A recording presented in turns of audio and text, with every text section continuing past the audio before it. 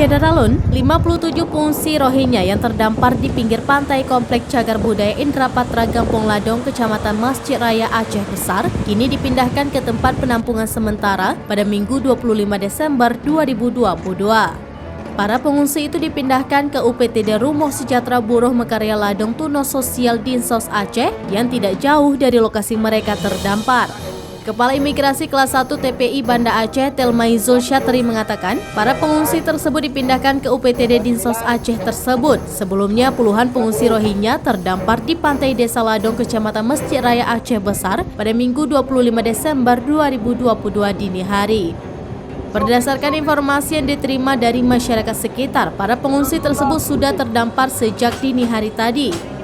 Amatan Serambi di lokasi, para pengungsi tersebut didominasi oleh para laki-laki. Dari Aceh Besar, Indra Wijaya, serambinews.com.